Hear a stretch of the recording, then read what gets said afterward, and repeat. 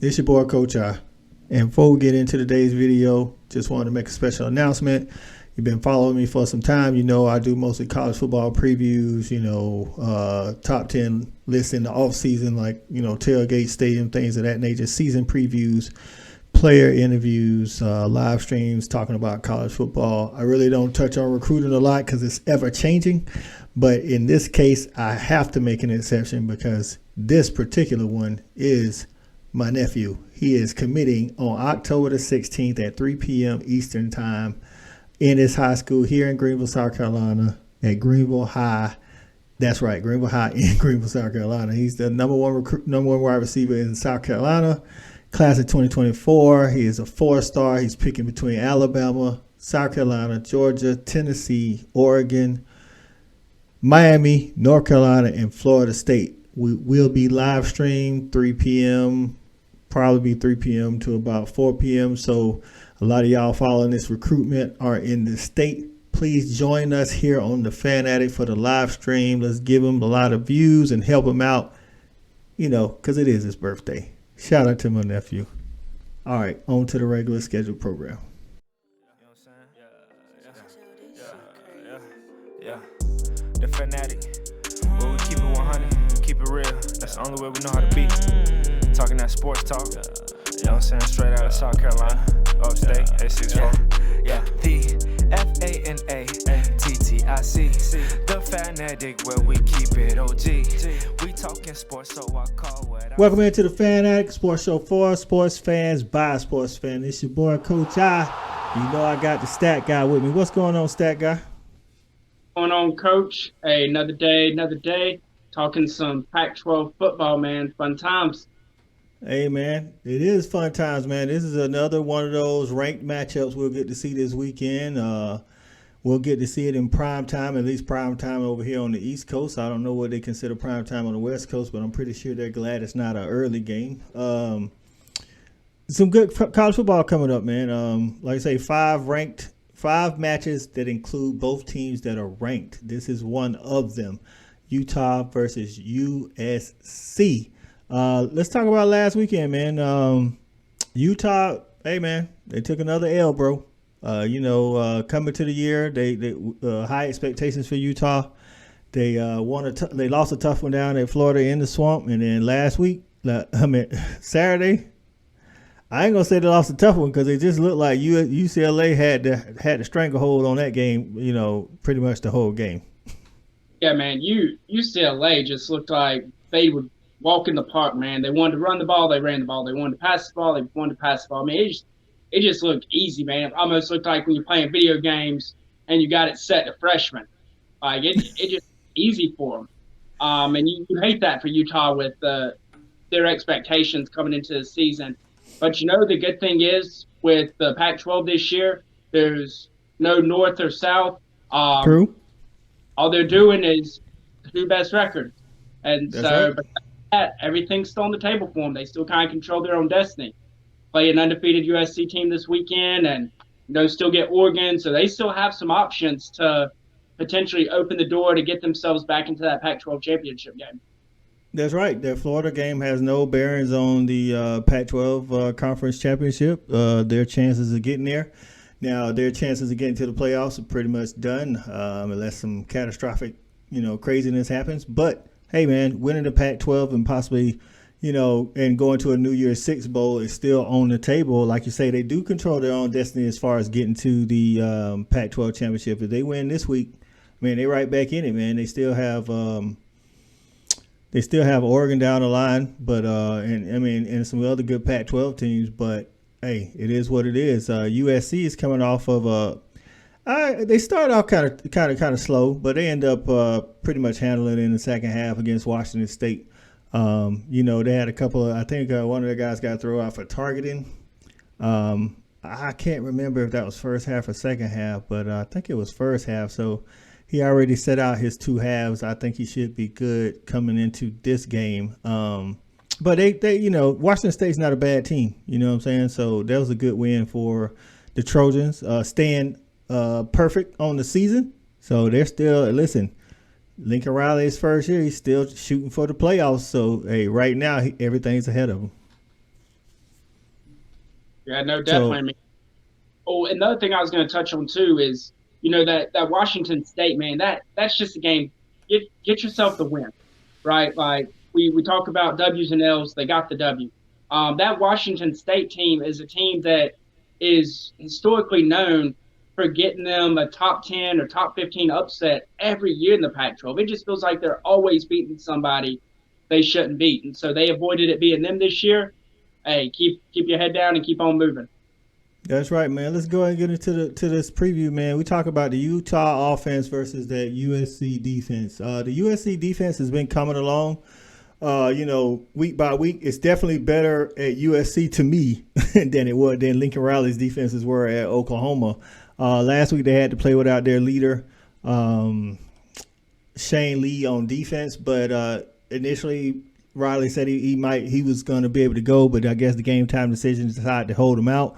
But if that's the case, he's probably going to be back this weekend. He's that leader on that defense, along with Gentry and Williams. But the guy Raylan, I think that's his name, Gopher, stepped up last week and led him in tackles. So they got a formidable defense going against this Utah offense, man, that's kind of trying to, in my eyes, find themselves since Keithy went down with the season-ending injury. They had coming into the season two, the best tight end in the nation, definitely top 3 tight end room. Now it's just one, but I mean, Vele actually leads them in receptions. But it's different when you have 2 go-to tight ends, and then you try to play with just one of them. But they do have another week to prepare for that. That was their first game playing without Keithy. So I think it'll help coming into this week, having more time to prepare. Yeah, and just so I always enjoy taking some shots, so I'll take this opportunity to take some. Who would have guessed that Lincoln Riley would have had the better defensive coach teams at Oklahoma than a Brent Venables coach defense team after getting 5 hung on him by TCU and getting blanked 49-0 in the Red River Shootout.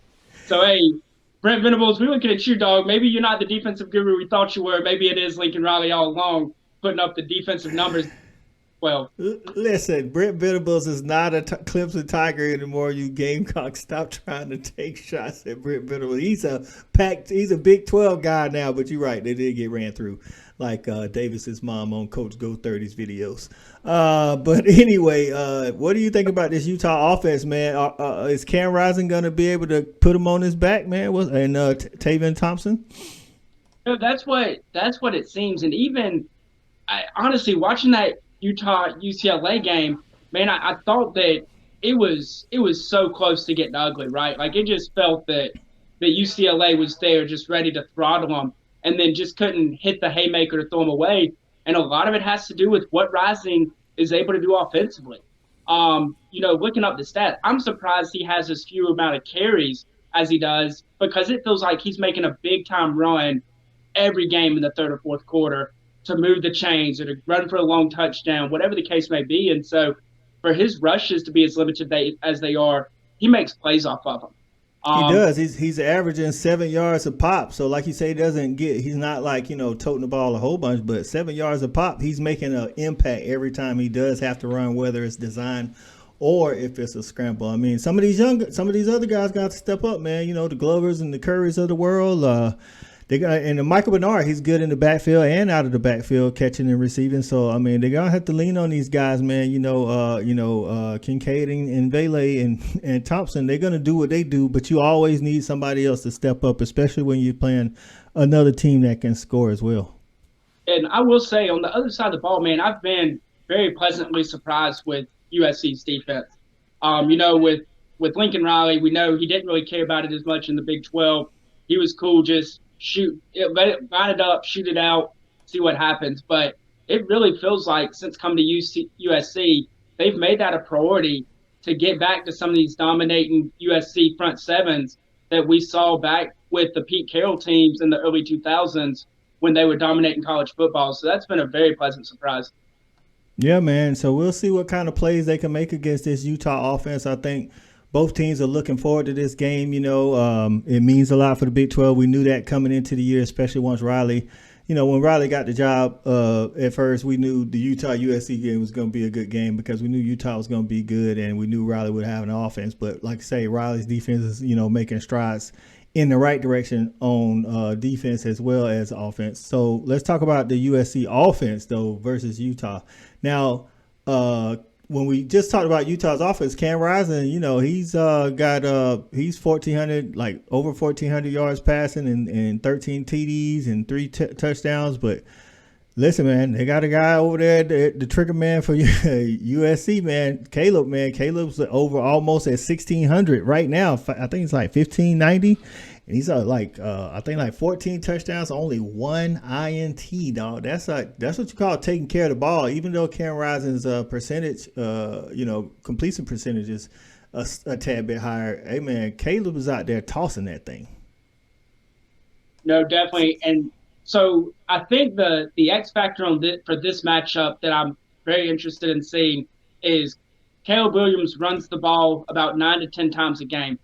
And I can't help but thinking back to week 1, Utah, Florida, when they got absolutely ate alive by Anthony Richardson. And I'm not saying that Caleb Williams is the same elusive runner that he is, but he is a dual threat quarterback. Even last week, DTR gave them fits with his mobility. Can Utah fix that and kind of stop that? I mean, if Caleb Williams starts beating them on the ground and they have to change up what they're doing in the front 7 or walking safeties and stuff down, this kid's arm talent, he's going to pick them apart. And you're looking at this thing to be ugly. That's kind of the key to the game.